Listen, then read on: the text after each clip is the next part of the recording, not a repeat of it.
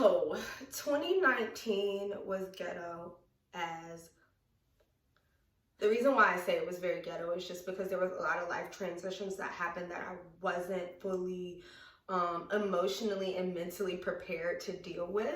And even though some of the circumstances seemed very childish to me, they were a very big deal. Sit back, poppin' this.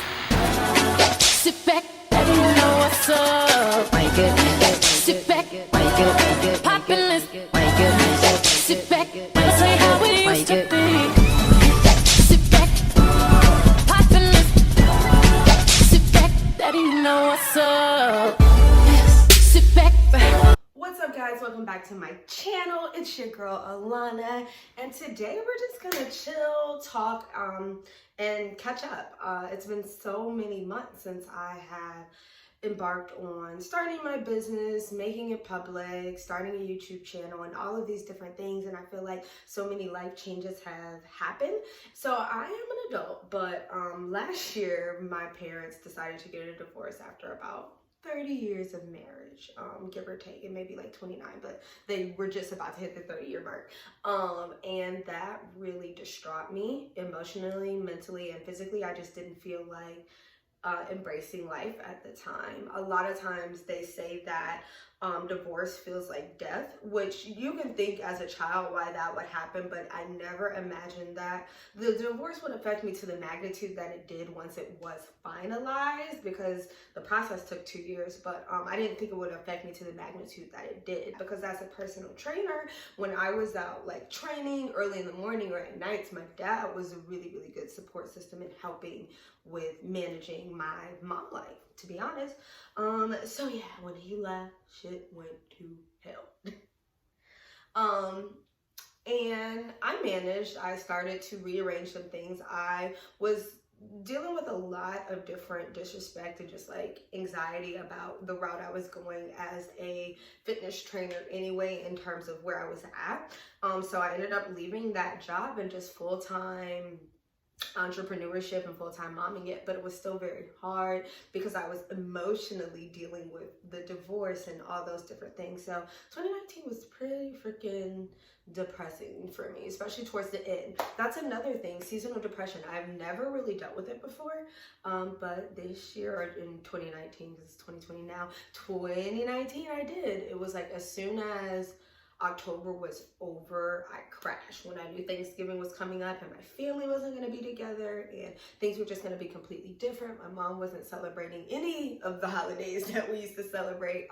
It definitely shook me, and so I got really lax on my fitness goals. I actually gained quite a bit of weight, but we'll talk about that in another video.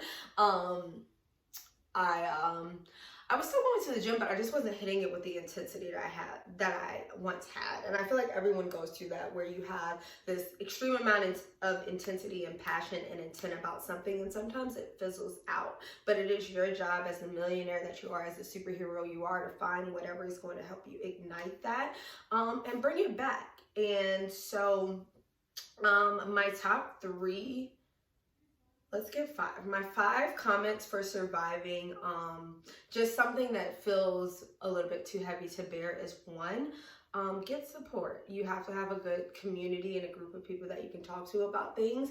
Unfortunately, as someone who was trying to talk to my friends about things, it was hard to find somebody who could relate, because all of my friends' parents were like divorced way long time ago or was never together. So no one could really relate, but it was still good to have people to be able to talk through things with. When I was struggling, I had a lot of people that were in my corner to help keep me grounded. And even though they could see I was struggling and they knew I was struggling, they still did a really good job of just like uplifting me. So community is number 1. It's very important. 2 is take the time that you need. I think that we always think that we have to be rushing and up on to the next, but if your mind and body, or like your mind and your spirit, should I say, need time to just kind of like relax, you have to give your mind and your body that time, or your spirit, your body too, mind, body, and spirit. So if any of those 3 things are out of alignment, it makes absolutely no sense to try to keep pushing through. It's better to gain rest so that you can gain strength to move forward. So step number 2 is just take your time with dealing with your emotions. Don't feel pressured to be in a rush to do anything really. Take day by day steps to make yourself feel better and gain control of your emotions. And your mindset, because your mindset is everything, guys. And the moment that starts slipping away, there's nothing wrong with that. It happens to all of us, but it's very important that you go into a safe space where you can secure your mindset. So number one, community. Number two, don't forget to take your rest and take the time you need to find solutions and answers to whatever problem it is. Number three, continue to find your passion, or find out what you're passionate about. Me, it's good to have multiple passions and hands in multiple things, because then you get to choose which passion you're going to,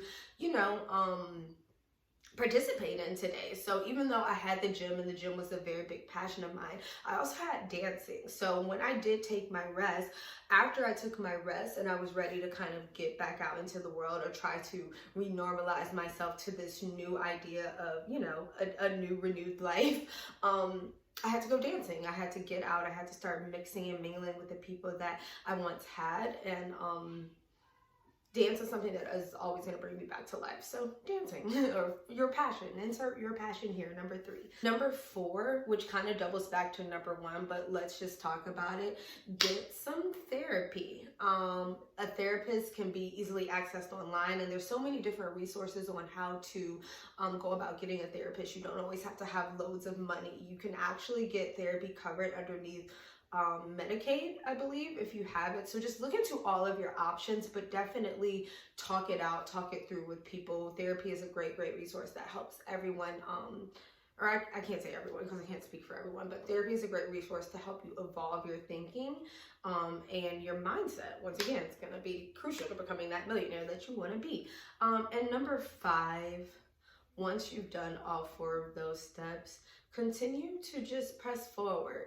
Every day is going to be different and bring a new challenge for you to accept and take on like a superhero, right? So just know that pain is temporary and it's weakness leaving the body. And the moment that we can continue our steps day by day, everything will start to move forward in momentum. Remember, energy or a body or a mindset or a spirit that is at rest stays at rest. Energy, intention, mindset, and bodies that are in motion continue in motion. So once you have, found your community, talked through some things, continued your passion, and found ways to rest and be able to regroup, move forward day by day, step by step. So I hope y'all have a prosperous 2020, because 2020 is damn sure not going to be as ghetto as 2019. I'm going to lose I'm going to say inches from my waist.